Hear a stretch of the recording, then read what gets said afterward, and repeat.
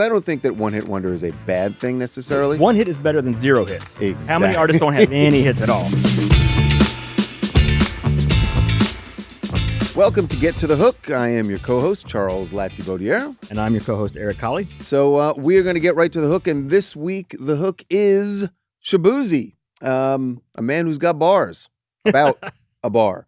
It is hit number one with a bar song.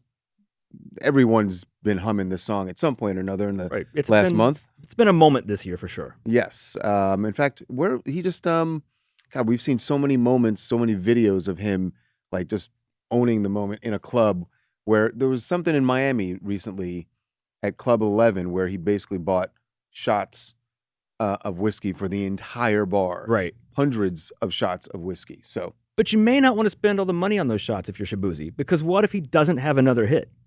Well, are you talking about the ever-popular topic of one-hit wonders? We are, and there have been a lot of artists this year. There have been, and we should say up front, we are not in any way wishing one-hit wonderdom upon any of these people. No, and some of them definitely won't be, but we've seen, Shaboozey this year, Teddy Swims, Benson Boone, Chappell Roan, Tommy Richmond's a new rapper. They've all had huge hits this year.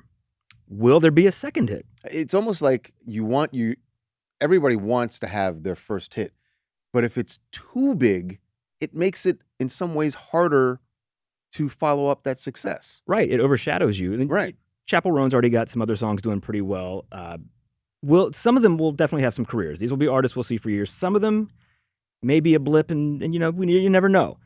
But sometimes an artist has a huge hit that is remembered for a long time, and then they actually have other hits.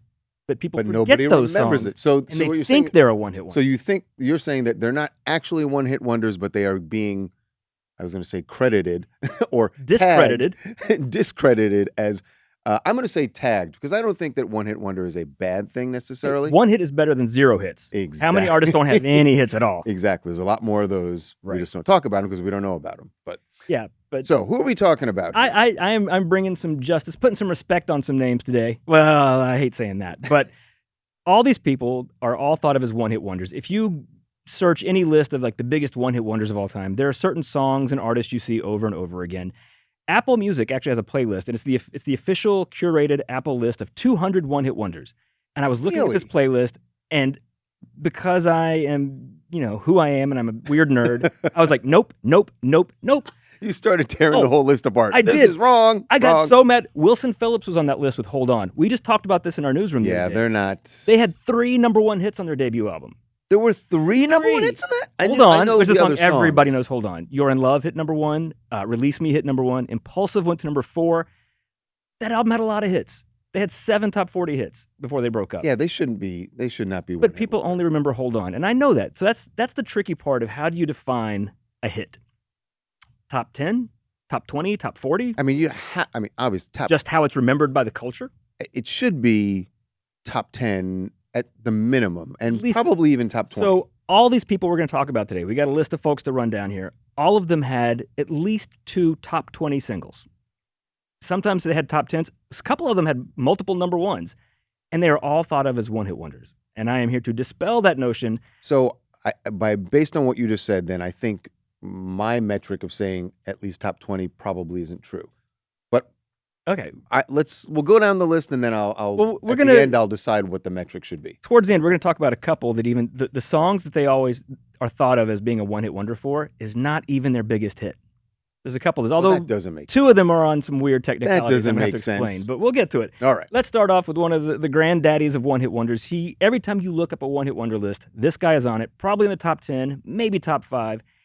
And I say poppycock is what I say. Vanilla Ice. Everybody knows Ice Ice Baby, right? Sure. One of the defining classic songs of the early 90s. Whether you love it or hate it, there's no denying that song's cultural presence. It's endured. Everybody knows Ice Ice Baby. That was his only hit, right? I can think of 2 others, although if you test me right now, I'm not going to be able to say the titles. Well, but you're thinking the Ninja Rap, right? From Teenage Mutant Ninja Ninja Rap, and then there was another one which was they sampled Play That Funky Music. Yes, so I'm not even talking about Ninja Rap, because people who were kids then know that song from the movie. The song itself wasn't actually that big of a hit at the time. But Vanilla Ice, after Ice Ice Baby, the follow-up single, actually made the top 5. This was he had multiple top 5 hits. This is Vanilla Ice and his version of Play That Funky Music. Drop this one for the VIP crew.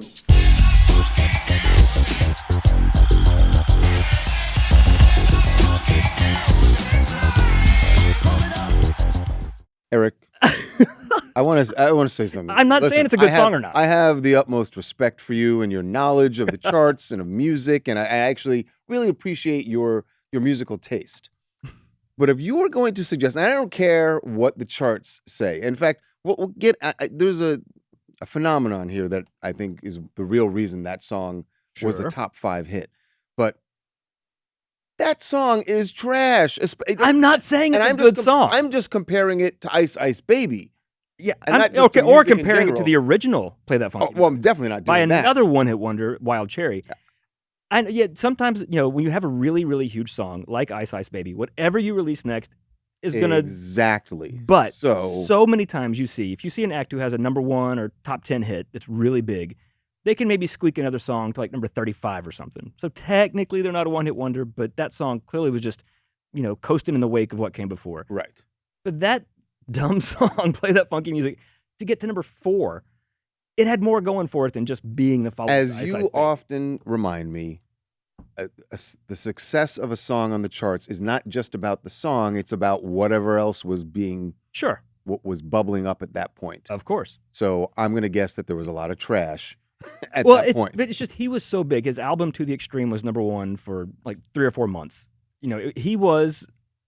Yes. He was a phenomenon. It was a moment. Absolutely a phenomenon. It was, and it was so big, it carried this other song to the top 5. But here's the thing. I think he would be remembered as having at least those 2 hits if he hadn't used the name Play That Funky Music, sampled Play That Funky Music. It's basically a remake and a sample and a cover at the same time. Like all these things. I think had it been its own standalone song, it might be better remembered. But I think now if people hear Play That Funky Music, if you even try and search that, you're going to find the original from the 70s. I mean, let's put it this way. If he had released that song first,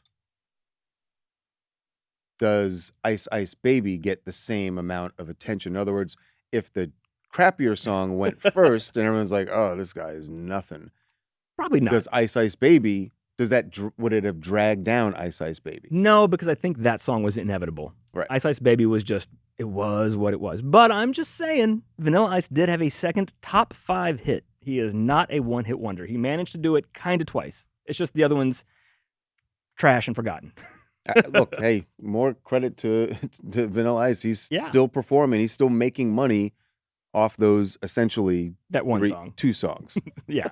The other, twin pillar of early 90s white guy rappers, also thought of as a one-hit wonder, also not. If you say Snow, I'm walking out. No. I'm walking Snow out. did have another top 20 hit, though. Girl, I've Been Hurt got to number 19. It happened. I'm sorry. No. I was literally about to take the headphones off because if you said Snow, I'm done. Marky Mark, along with his Funky Bunch. Of course, we all know Good Vibrations. Yes. Number 1 hit. Also, whether you love it or hate it, no denying it's a classic that has endured. People know that song. Yeah. They still listen to it. The follow-up single, and I think he runs into sort of the same problem Vanilla Ice did here. He got to number 10 with the follow-up, a song called Wild Side. Washed up dreams, shattered pride, all because Annie took a hit on the wild side. But like Vanilla Ice, so that song samples... Heavily sampled, if not, as you say, cover. It's like a cover and a sample of Walk on the Wild Side by Lou Reed. That song is so classic.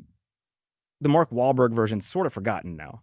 But it was I completely forgot it. But as soon as you said it and we started playing it, I was like, okay, yeah, I do remember this song. I don't remember it as a hit. It got to number 10. It was a top 10 hit. Okay. It was Marky Mark Mania in the United States at that time. 91 was a weird year, man. But yeah, so he had hits. And of course, all of it's sort of irrelevant now because he's so much more famous as just Mark Wahlberg, Oscar-nominated actor, producer, restaurateur with his Wahlburgers with his brother. I think he would actually be fine with the one-hit wonder. He'd probably rather be a no-hit wonder. Because he had so much that happened beyond music after that. So I would, for years, he kind of disowned Good Vibrations and being called Marky Mark, and he got really angry about it. And I get that. He was trying to distance himself from that and establish himself as a serious actor and stuff. I wish he could just embrace it more now. Because There's got to come a moment where he's going to reputation of- perform it, right? Where he's going to. No, I don't think so. But he should because ever that go back song, to it. Good Vibrations is a banger. I'm sorry. It is. It really Yeah. is. Wild Side, you could maybe leave that in 1991. But I it did. was I did, a hit. apparently. I definitely did. Okay, let's go to the 80s. This song got to number 20. It had a cool video. And this is, I got to say, One Hit Wonder also depends on where you live. This band was gigantic in Europe for years. In America, they had one really huge hit. And mostly because of the video, of course, a-ha's Take On Me, number one song, iconic video. It still looks good. It's Oh, yeah. not dated. The follow-up song also had a really cool video where people had like TVs for heads. It was a weird visual. It just wasn't as good as Take On Me. I love this song. This is a-ha, The Sun Always Shines on TV.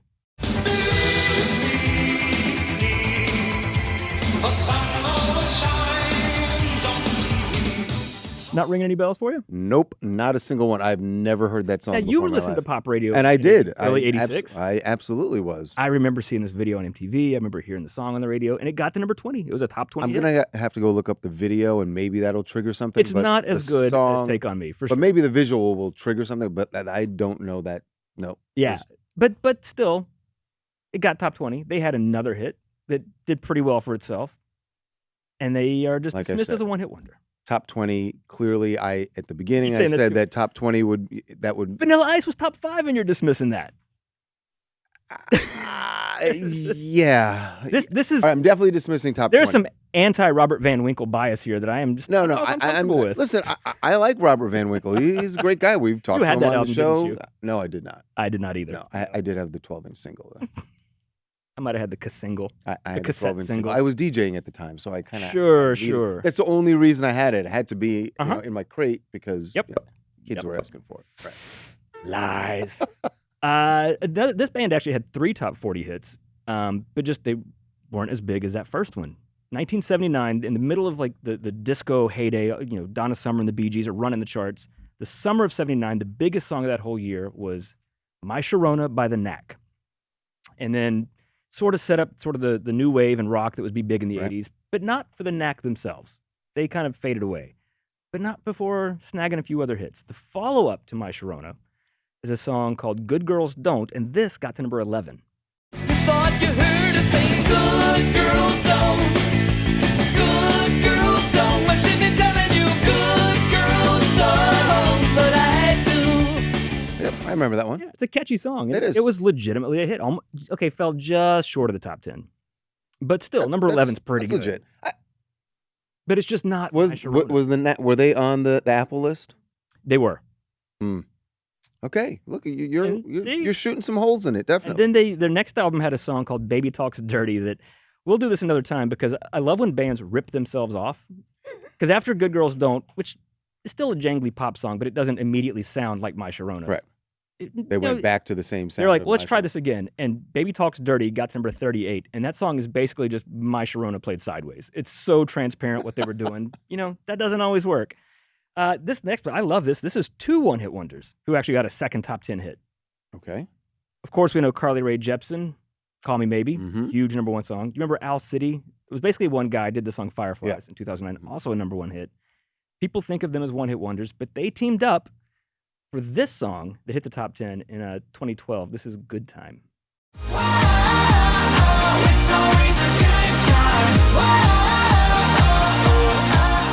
Really sad is I only remember that song because it's been used on so many reality shows, on like trashy reality shows, Yeah. like whatever island and this, that, and all the dating things. That song is made for that. It's like you took the soundtrack of one of those reality shows and Right. it actually became a hit. Hmm. So I think that's the weird one that I think people maybe do remember that song. Like you said, they heard it in other places. Right. But I don't think they realized it was Owl That City it's- and Carly Rae Jepsen.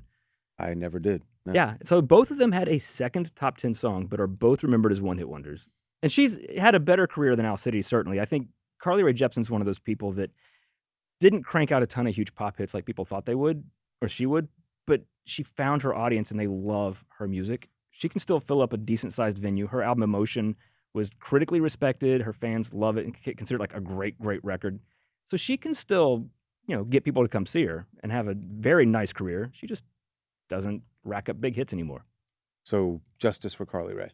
A little bit. I But also not a one-hit wonder. 2 top 10 hits. Okay, now I'm understanding the more. Give me one more, and then I'm gonna.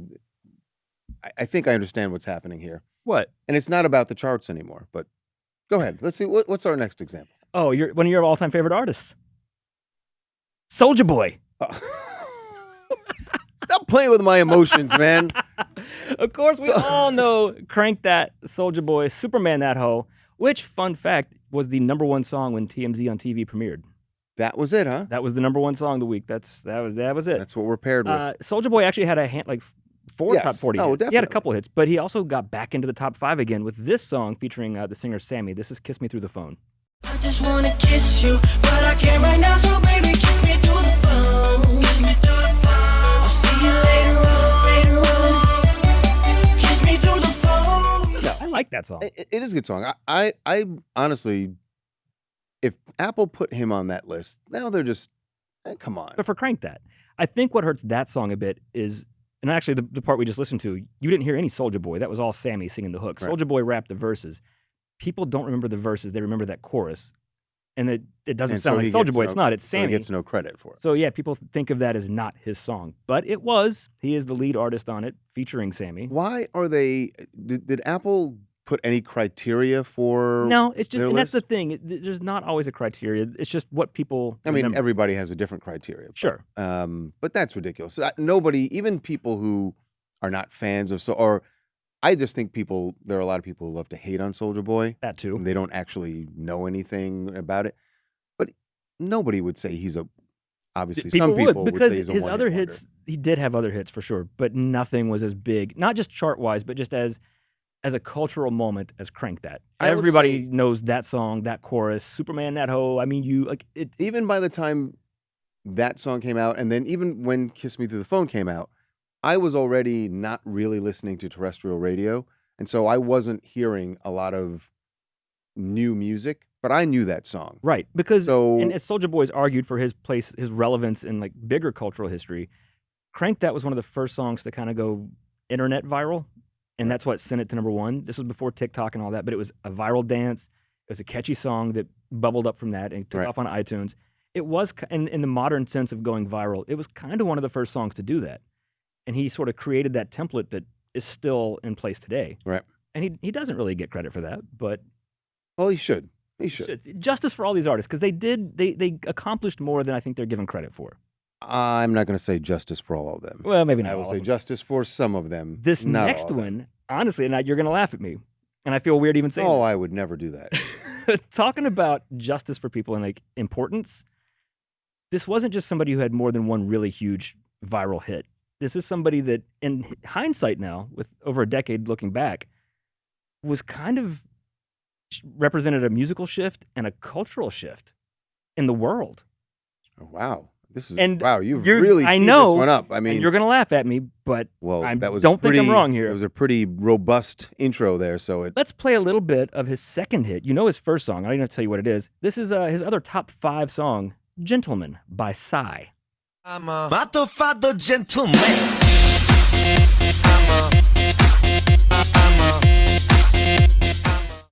Of course, Okay. we all know Gangnam Style. Yes, but hold on. Now you just took a shot at the Knack for taking their first hit and turning it and just playing it sideways. That's exactly Come what on, that is. Psy. But so what I was Come saying, the importance of Psy, because he seemed like such a novelty act. He reeked of one-hit wonder when Right. Gangnam Style came out, and that song really just did well because of it. Although he did have a third hit, "Hangover" with Snoop Dogg, made the top 30. But Okay. looking back now, Psy spearheaded the popularity of K-pop. K-pop. In- we have in BTS America. today. We have It was- Blackpink because of Psy. That's right. It's like an East-West cultural moment Yeah, he that opened really the gateway. kind of started. There were not a lot of big Korean artists having huge hits in America before him, and we've seen a whole lot since then. But you can give him credit for that, but also still say he's a one-hit wonder. You can, except that he did have another top 5 hit. How was that song was top 5? Because everybody bought that download. They're like, "Yay, it's another fun Psy song," and it did really well the first couple weeks. Well, And this they is were like, also okay. let's So listen part to of Gangnam this Style." may be how the charts, how they measured the charts, right? Oh well, we're gonna get into that with a couple that it's definitely some weird chart Let's say shenanigans. The it's '90s was a weird time skewed for a bit. charts, but Right. this is just that the fans bought it. They showed up, they Okay. bought it, They probably still have it lurking in their computer somewhere. But they never ever play it. They only play Gangnam Style. That even though they doesn't own mean it. Gentleman wasn't a hit in its moment. He did have a second hit. It wasn't quite lightning in a Technically, bottle. It was sparks in a That's bottle. if you're just looking at the numbers. And what I learned here today is you cannot just look at something and say, oh, it was a number, whatever. Of course, that's true because there's a lot of artists that technically are one-hit wonders. Jimi Hendrix, The Grateful Dead, NWA, they are all technically one-hit wonders. They had one top 40 hit each. That's it. Okay. But obviously, those they're guys so much aren't- bigger than that. Right. And they're not top 40 artists. No. Right. But Psy got another top 10 hit. How big does a song have to be before you're not a one-hit So wonder? what you're trying to tell me is that Psy is a more important artist than Jimi Hendrix. That's what you just said, Eric. I'm sorry. Could you speak into the microphone and say I'm that? sorry. Did Jimi Hendrix give us BTS? I don't think so. Nice try, Jimmy. I'll list off all the other people he gave us. I know. Talking about artists, I was saying earlier that they're considered a one-hit wonder sometimes, and not even for their biggest hit. This group was on the Apple list. I've seen them on multiple one-hit wonder lists, and it always irks me because I love their actual biggest hit. The Romantics, What I Like About You. That song's been used in a million beer commercials. It's a karaoke favorite. Everybody knows What I Like About You. That song didn't even make the top 40. I know, but what did make it was I Hear the Secrets That You Keep. Talking in Your Sleep. This is Talking the in Your Romantics. I hear the secrets that you keep when you're talking in your sleep. I love that song. 86? No, 85? end of 83, peaked early 84. Got to number 3. Yeah, it's early 80s, yeah. But so that song went to number 3. That was a Huh. big top Yeah. 5 hit. That kind of, What I Like About You in that moment, like I said, it didn't even make the top 40, but it kind of got their name out there, built some momentum, and then they capitalized on that with this song. Right.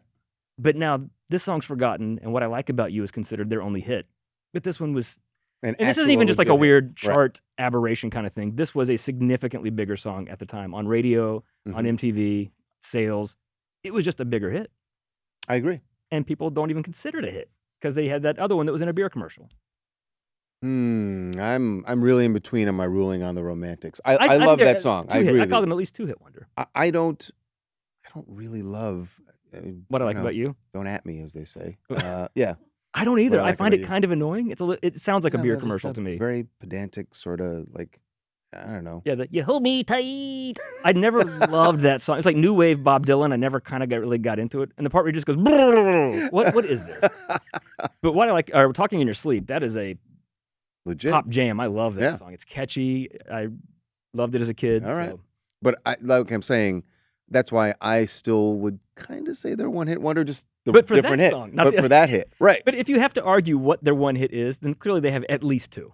And technically they had another song called One in a Million that scraped the top 40. But no, I'm not going to throw that one in the. That doesn't Okay. make them not a one hit wonder. All right. That's a technicality. Okay, speaking of technicalities, these next 2 are weird situations. So the charts in the 90s, there was this rule that you had to have a commercial single released. It had to be a cassette or CD single in order for a song to chart. And that did not change until the end of 1998. Okay. Also at this time, and for years that was fine because that's why Stairway to what- Heaven didn't chart because it was never released as a commercial single. But then the label started deliberately sending songs to radio, making videos, promoting these huge hits, but they didn't release a single so that you would have to go buy the whole CD. And they could charge you 10 times as much for that. So Right. they were happy to do it. So we get into these weird situations where a song might have been a radio hit, but technically didn't chart that high. Do you know who the Rembrandts are? Sure. What's the one Rembrandt song everybody on earth knows? The Friend song. I'll Be There For You. Right. Everybody knows that song. It was number 1 for 8 weeks on the radio charts in the summer of 95. Massive hit. Not their highest charting song. I've Isn't heard that this- weird? I've heard this. I know that. God, I can't remember the title of it, but I know the song you're about to play. So in 1991, years before Friends even premiered, they had this song hit the top 20, and it was a legit medium-sized hit in 91. This is Just the Way It Is, Baby. Baby, that's just the way it is, baby. Oh, And if you were listening to the Nothing radio... inspiring about that song. I'm No, sorry. but it was on the radio. I That remember hearing it. Yeah. And it was just like, it was like a Yes. song on the radio. That's kind Sure. of what it was. Right. So that was their only hit. I think number 14 or 15 it got to. And then jumped to 1994. And I did not know this. The original theme song for Friends was supposed to be Shiny Happy People by REM. That's what they wanted. I don't know why you'd want that to be your theme song, but that's what they wanted. I can It's not my favorite REM song. see it. No, it's not my But- favorite. But for But it fits what the that vibe show of- was, yeah, sure. Yeah, so Shiny Happy People was supposed to be the theme song to Friends. Like that actual recording, REM would have made a ton of money. Wow. Michael Stipe said, no, thank you. He just wasn't interested in doing that. Huh, So interesting. the creators of the show, Marta Kaufman, David Crane, they wrote this song. And then they're like, well, we need somebody to record it. And it was on Warner Brothers because Warner Brothers produced Friends. Right. The only group they had available to do it at that moment was the Rembrandts, who had not had a hit in 3 years at that point. They call over to Warner Music. You got anybody sitting in your lobby in a waiting room or anything that we could bring over here? I think that's basically what it was, actually, yeah. So the Rembrandts get this opportunity to do this theme song. They added a couple verses. They get writing credit, too. Show premieres in 94. It wasn't that big of a hit at first. Right. But in the summer of 95, in reruns, it really caught on. Radio starts playing the theme song. It goes to number 1 for 8 weeks on the airplay chart. The label does not release a physical single. Eventually, when the Rembrandts had their next album coming out, they thought, well, let's just coast off that momentum and we'll actually get a career going here. They released a song called This House Is Not a Home and released a physical single, and they put I'll Be There For You on that the single. B-side. Right. Billboard's chart rules are whatever song's getting more airplay will be the A-side. So I'll Be There For You, obviously getting significantly more airplay, Right. but it had already peaked on radio. So by the time that single came out, the song debuted at number 17 and then fell off the charts. So it technically peaked 3 positions lower than Just the Way It Is, Baby. That's some weird 90s chart Wow. shenanigans. But Okay. yes, technically the highest charting Rembrandt song ever is Just the Way It Is, Baby, not I'll Be There For You, which Huh. would have been a number 1 hit, definitely. But even if it had been, Or Just the Way It Is, baby. still not a one-hit wonder. No, I guess That's I guess too they're legit, because not. this song came before the Friends theme, and it did not benefit from the Friends song. It was just a. I don't know how that 20 hit. song even got. I mean, come on. It was the era of Michael Bolton. You know, we were into some kind of blandy. I'm sorry for middle of the for road. that kind of thing. Michael Bolton's like Zeppelin compared to that. That just wasn't. Now who's talking nonsense? That's just nothing. Yeah. I mean, That was just pleasant radio filler for 3 minutes. give me Soul Provider over that any day. Yeah. Okay. this next one's the same thing as the Sorry I said Rembrandts that. here. This is Technicalities here because we obviously know what this artist's biggest hit is. What is Cisco's most famous song? Song. Thong, thong, thong, thong. Mhm. What was his highest charting song? Well, it's definitely not Thong It is Song. not Thong Song. I've been playing this game. So Thong Song, this is 2000. So by this point, airplay songs are allowed to chart. You don't have to have a single. But obviously, because this is back when people still bought singles, if you released one, you could goose your chart positions a bit. Which is why the Backstreet Boys never had a number 1 song.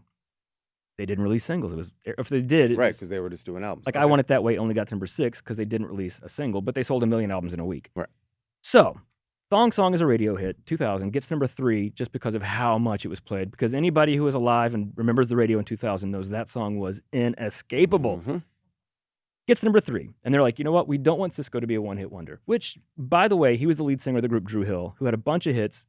Technically, he So- was already not a one-hit wonder by that Correct. point. He releases this song. Nobody on earth remembers this song, but this went to number 1, and it's Cisco's only number 1 Of hit. course, Eric remembers it though. Incomplete. That without you, girl, my life is incomplete. Say So that's pushed as the next single That- after Thong Song. And that went to number 1. Because, similar to the Rembrandts, they did this trick. They're like, what would make sure this song is a hit?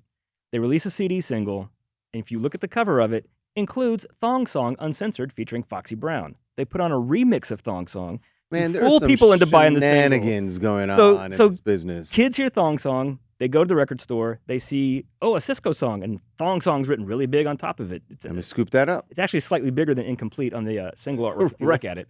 They buy it, but that causes Incomplete to shoot to number 1.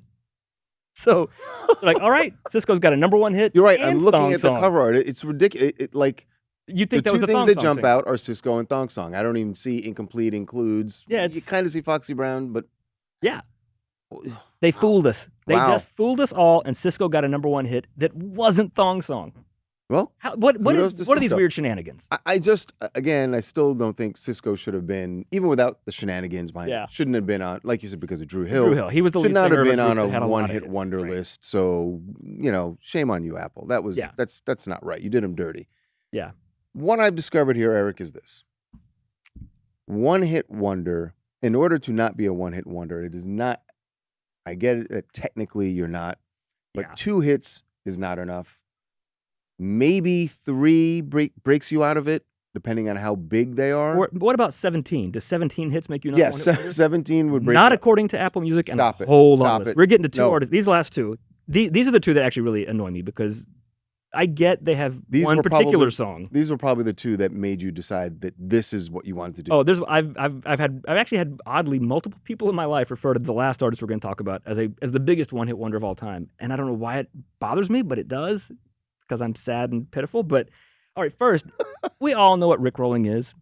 It was Yes. a big internet sensation. It's still a thing that pops up every now and again. Everybody hears Rick Astley, Never Gonna Give You Up, Never Gonna Let You Down. It's been in commercials now. Babies know it. Everybody knows Yes. that song. And that was a #1 hit in 1988. Of course it was a huge hit. People think, well, Rick Astley's that one hit wonder. He's the Never Gonna Give You Up guy. I beg to differ. The follow-up song, which sounds exactly like Never Gonna Give You Up, they are identical songs. But this song, Together Forever, also went to #1. And don't you know I would move heaven and earth to be together forever with you. 2 #1 songs, and followed that up with It Would Take a It Would Strong, Take a Strong Strong, Man. Strong Man. Yep. And then in 91, he had a song called Cry for Help, got to #7. That's right. I remember that one. Hopelessly in 93 was a #1 He's adult not contemporary a song. one-hit wonder, Not at all. but it is such a you would have to have been like us, alive at a certain age and really listening to top 40 radio to Right. know that Rick Astley's not a one-hit wonder. Of course, I'm Never Gonna Give You Up. And I guess that's Again, true of all these, towers because- over everything else as far as like cultural relevance and legacy. But okay, Seal's Kiss from a Rose towers over every other song in his catalog. Is he a one-hit wonder? No. No. Coolio, Gangsta's Paradise. Nothing else he did was as big as or remembered as that. He had several top 10 hits. Yeah, definitely not a one-hit So- wonder. Rick Astley, not a one-hit wonder. We got to get one of those other songs to go viral for some reason. We got to You could find do we gotta find the Together right- Forever. Nobody would know the difference because it sounds just We're like gonna you know what I'm doing? I'm gonna put together a montage of Taylor Swift and Travis Kelce images, and I'm gonna put Together Forever over it, and the Swifties are gonna eat it up. That's right. And the song, I'm coming, Rick. I'm gonna get you justice, man. We'll start a pull-up. How many pull-ups can you do? And we'll play It's a Strong... it would take a strong, strong man. We'll get that. We'll make that go viral. We're going to get you another viral moment, Rick Astley. If I could edit, I would do that. Well, I'm for actually you. an editor, so I could do that. Yeah, But, you could. okay, this is the last one. This is the one that always annoys me because this guy was such a big star. He had 17 top 40 hits, 6 top 10s, but only one of them got to #1. And that's the one hit everybody knows, and people think it's the only one he had. Rick Springfield, Jesse's Girl. Of course, we all know Jesse's Girl. He had so many other hits. This song went to #2. This is Don't Talk to Strangers. Don't talk to strangers, baby, don't you go. Don't talk to strangers, you know he'll only use you. Don't talk. I think you must know this statistic, but Rick Springfield is credited for having like a hit in. This is a guy who just had a hit. He had hit From songs. 81 to 88. All of every album he dropped Yeah. had at least one song that was a hit. Yeah, I've So- Done Everything for You, co-written by Sammy Hagar, was a top 10 Yeah. hit. Affair of the Heart, Love Somebody in 84 was a top 5 hit. He had so many hits, and it just was always on MTV, on the radio. Actually, fun fact, Jesse's Girl hit #1 on August 1st, 1981, which is the day that MTV premiered. And he got that hit because he was on General Hospital. So TV got him a #1 hit Right. that hit #1 the day MTV premiered. A little There bit you of full circle moment. I just think that's unfair. And here's Very how you also, unfair. Here's how you also know when you see any of these artists perform live, if they do 5 of their own songs before they do a cover, then they're probably not one-hit wonders, Right. right? And 5 songs that you know, Yeah. and that the whole audience is singing along to, and that's true of Rick Springfield. That's me saying it. I've seen Rick Springfield. Oh, I have to. I Yeah. have to. Yeah. And he's great. He's great live. He still is. Yeah. And the funny thing is, he actually was a one-hit wonder for 9 years. In 1972, he had a song called "Speak to the Sky," made the top 20. Because I'm far too young for that. yeah, he was big in Australia. Tried it in America. Got this one song, did pretty well, top 20, and then couldn't follow it up, and then sort of left music because he couldn't get a career going. Went into acting. Got on General Hospital. Got famous. Used that to relaunch his music career, and then Jesse's Girl hits in 81, 9 years after he'd already been a one-hit Right. wonder. Wow. You I can't be a did one-hit not wonder know twice. about that 1972 song. Yeah, And it doesn't sound like his 80s stuff, as you'd imagine. Yeah. It's the early 70s. But yeah, justice for Rick Springfield. Yes. And Obviously. had a lot of hits. And they put come on. Yeah, when you see him live, it's not just about seeing Jesse's Girl. I mean, of course you love when he plays that song, but he had other stuff. We were all outraged last month at some of the selections on Apple's 100 greatest albums. Right. This list is far more egregiously offending than anything on the top 100 albums Yeah. of all time. I mean, you've got your real one-hit wonders, Gautier with somebody that I used to know, Hadaway's What Is Love. Okay, those were one-hit wonders. Yes. But no, not Rick Springfield. All right. Not Rick And yes, so to answer your question, 17 hits would clearly make you not a one-hit wonder. You would think. 2, you still might be. Possibly. I think if you get more than 3, then you've established something and nobody would put you You were on the one list. hit short, Vanilla Ice. Yeah, 1 hit short, and I would have taken you off the list, Rob, That's but sorry. And he's fine being on that He's list. fine. The guy's still touring and making lots of money. Yeah. That is going to do it for us this week on Get to the Hook. That's all you ever needed to know about one-hit wonders who are not one-hit wonders. Not one-hit wonders. Exactly. See you next time.